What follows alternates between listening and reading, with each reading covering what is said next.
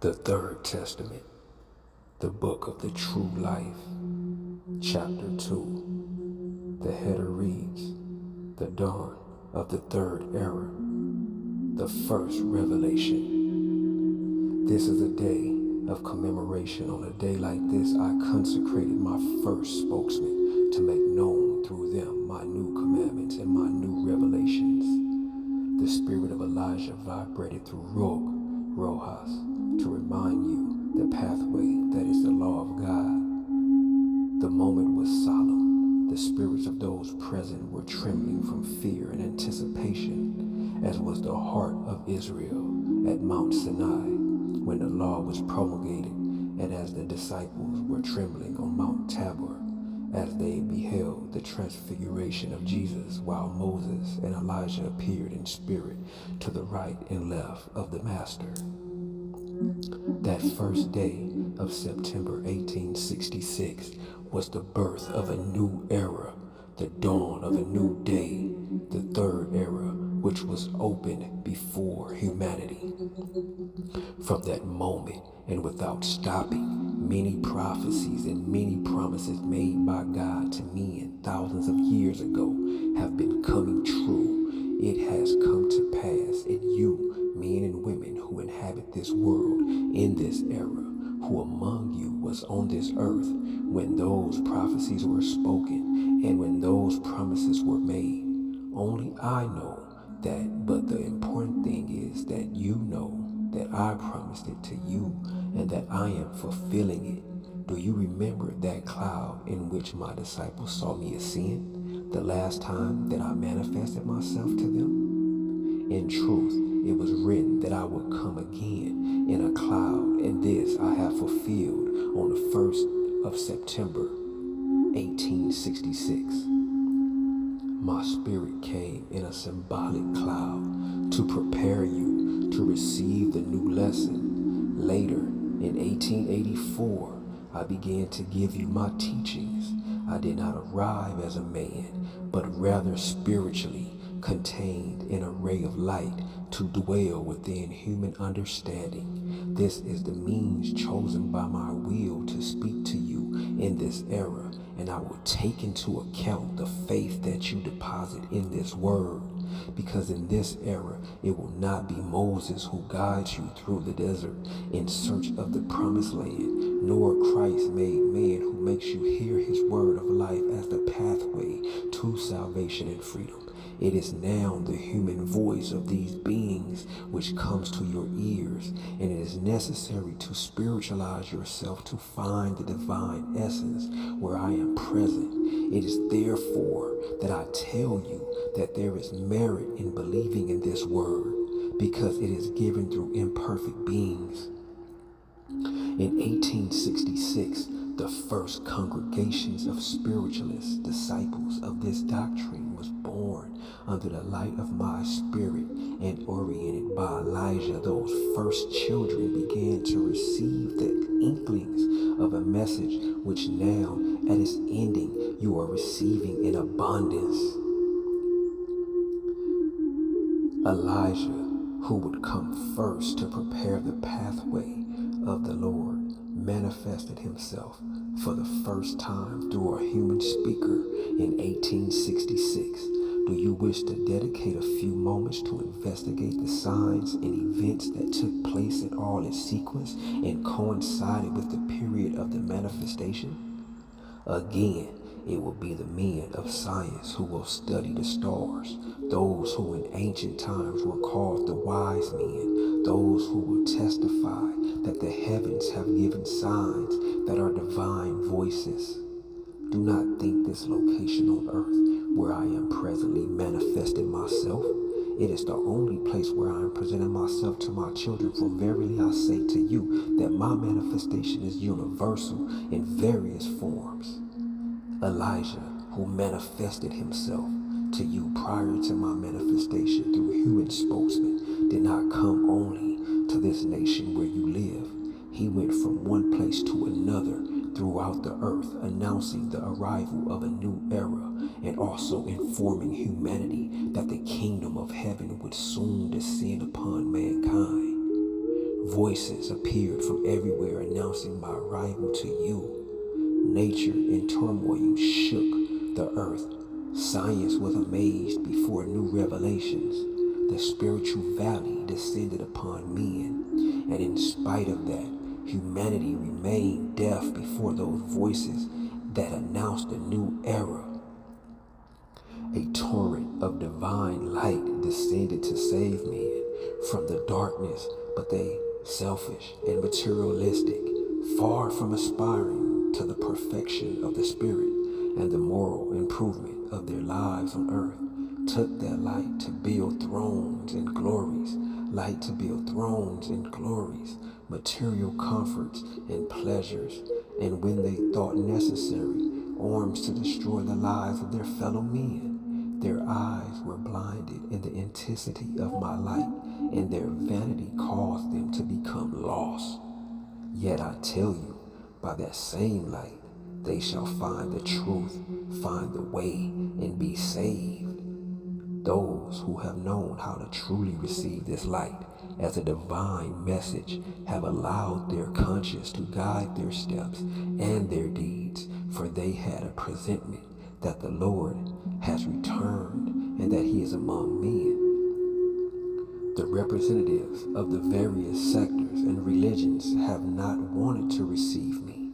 Their hearts, their dignity, and their false grandeur prevents them from accepting me in spirit. For that reason, groups have been formed during this era on this earth, which consist of brotherhood and congregations who feel the presence of a new era. Those who seek solitude to pray and to receive inspirations of the Lord. There are religions that are getting prepared for my new coming, not knowing that I am already saying farewell. I called everyone, and in truth my call and the rumor that I am communicating with mankind arrived to every corner of the earth, accompanied by testimonies and evidence that speak of me, redeemed sinners, converted unbelievers, resurrections of the dead, the terminally ill who are healed, and the possessed who are freed from their bondage. But I found many of them deaf, others vain in their earthly glory, and yet others fearful of knowing of my manifestations as the Spirit of truth. I received and taught the ones who came to me, trusting in my love. People of other lands shall come to this people, multitudes anxious to ask you of the spiritual happenings that you have witnessed in this era, as well as of the revelations and prophecies that I have given you. For in many parts of the world my messages have been received that say in a place in the west of my divine ray has descended to speak in this era to humanity. You shall see how when the time comes other people and nations shall come looking for you, and then men from the great religions shall be surprised that it is not them who I came looking for. How little my new manifestations interest the world. How few are the ones who keep vigil and are waiting for me. How many are the ones who sleep? Many are waiting for my return, yet not all perceive my true spiritual presence during this era. Some, because of their old belief, think I will return as a man. Others believe that I will return in a manner visible to the material eye. Only a few are aware of the true nature of my return, which is spiritual. Some ask and wonder what form I will take, what day and time I will arrive, or where I will appear. Others, without thinking of material forms, times, or places, say to themselves, the Master is already among us, and his spiritual enlightenment surrounds us. When this message comes to all the hearts of men, to some it will be a joyful present, for it will confirm all their presentments and their faith. In contrast, others will deny the truth of my message upon not finding it in agreement with what they thought it would be, and not manifest it in the form they expected. I sent Elijah to return in the third as I, as the master, in that second era, had announced, saying, I say unto you, Elijah has come already, and they knew him not. I shall return to the world, but truly I tell you, before me shall be Elijah. And as all the words of the master come to pass, in the third era, Elijah has come before me to awaken the spirits, to make them foresee that the hour of the Holy Spirit shall open their doors, to say to every spirit to open his eyes, to prepare his garments, to pass the threshold from the second era to the third era, and so that the manifestation of Elijah would be more tangible in this third era. I made him speak through a just man, Rojas, Elijah, from the hereafter, spiritually enlightened this man, inspired him, strengthened him, and guided all his steps from beginning to end. Truly, I tell you, I did not come to choose Rojas from among men. I sent his spirit already prepared by my charity. I gave him the material from that I had prepared, and you know that he was humble, that through his humility and his virtue, the Father manifested great deeds. He was a prophet, a speaker, a seer, and a guide. From all these, he left a clear example to the people. He was mocked and ridiculed by his own people, as was Moses in the desert. He was persecuted, as was Elijah, the prophet, and he had to seek out the mountain peaks to pray for and watch over his people. He was scoffed at and judged by priests and scribes like his master, and was believed and surrounded by very few, again like his master. His hands dispensed balsam, performed miracles which raised faith in some and confusion in others.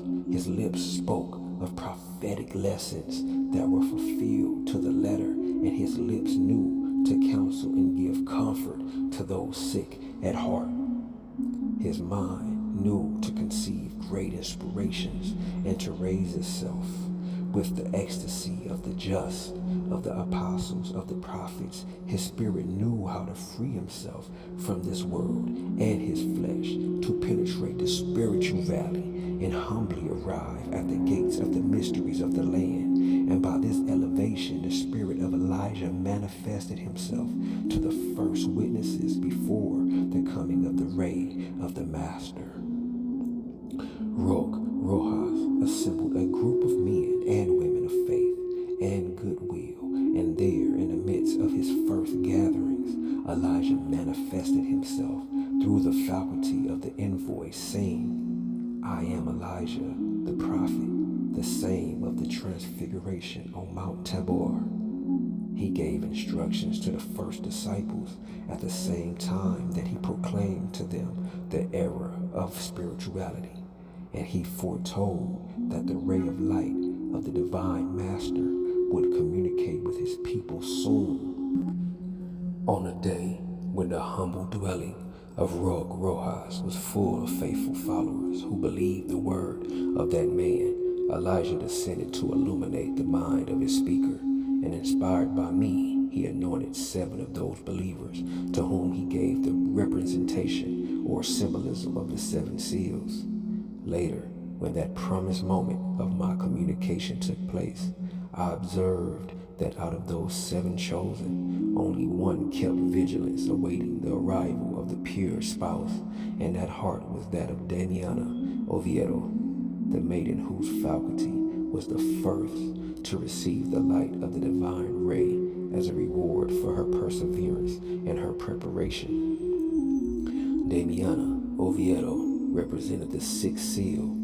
It was one more proof that the light of the 6th seal illuminates this era. Very few, indeed, were able to truly feel the presence of the divine envoy. Once again, he was the voice who cried out in the wilderness, and again he prepared the heart of men for the imminent coming of the Lord. Thus, the sixth seal was opened, allowing its contents to be contemplated and poured like a torrent of justice and light upon mankind.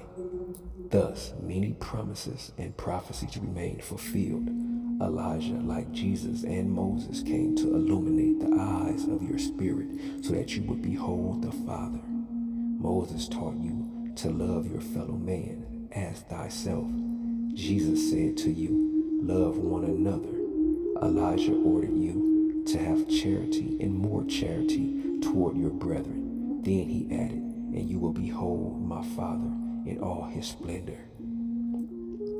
When the darkness that has covered humanity disappears and light is manifested in the spirits, you will feel the presence of a new era, for Elijah has returned among men. But since they have not known how to see him, it has been necessary that he manifest his spirit through a human spokesman, and that he appears before those who are able to perceive him spiritually, as in the vision in which Elisha saw Elijah riding a carriage of fire over the clouds. Elijah has come as a forerunner in this time to prepare mankind for my arrival. He has come as a prophet to announce the new era to you with its battles, its trials, and also with the wisdom of his revelations. He comes with his carriage of light to invite you to enter it in order to lift you over the clouds and take you to the spiritual mansions where peace reigns. Trust in him as in a good shepherd. Follow him spiritually as the people followed Moses in the first era. Pray that he will help you to fulfill your mission, and if you want to imitate him, do so. Elijah, a spirit of great power who has not been recognized by humanity, has always been my forerunner. Today he has come once again to prepare the chosen, those who have served me as spokesman, and to all humanity. If you prepare yourselves and study my teachings in order to come to know my will, Elijah will come as your support and friend. Elijah is a divine ray who illuminates and guides all beings and leads them to me. Love him and honor him as a forerunner, as your mediator. Elijah, the prophet, the forerunner, the envoy of the third era, intercedes for his flock, prays for those who do not know to pray, and conceals with his mantle the blemish of the sinner, waiting for his regeneration.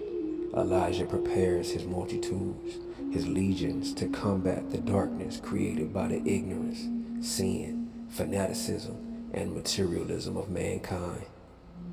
Now it corresponds to all of you who are prepared and awake to announce the liberation of the world. Remember that Elijah, the promised one for this time, is preparing everything to rescue the nations of the earth, enslaved by materialism from the rule of Pharaoh, as in that time when Moses did in Egypt with the tribes of Israel.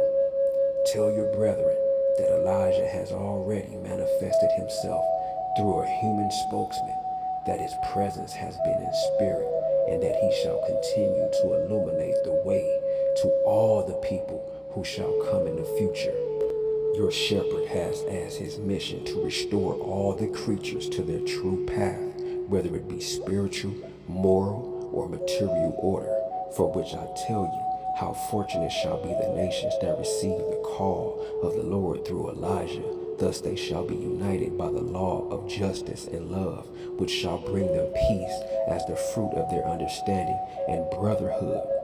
Thus united they shall be taken to the field of battle, where they shall struggle against evil, materialism, and falsehood.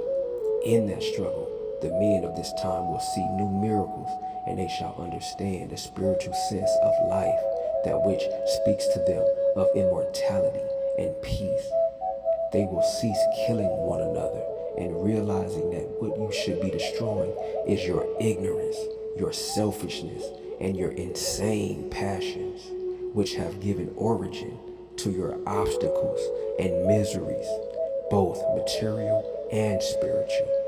Elijah is the ray of God, whose light comes to dissipate the darkness and liberate you from the slavery of this time, which is sin. and who will guide your spirit through the desert until you arrive at the promised land in the bosom of God. My peace be with you. This concludes chapter 2 of the Third Testament. All praise to the Father. Shalom.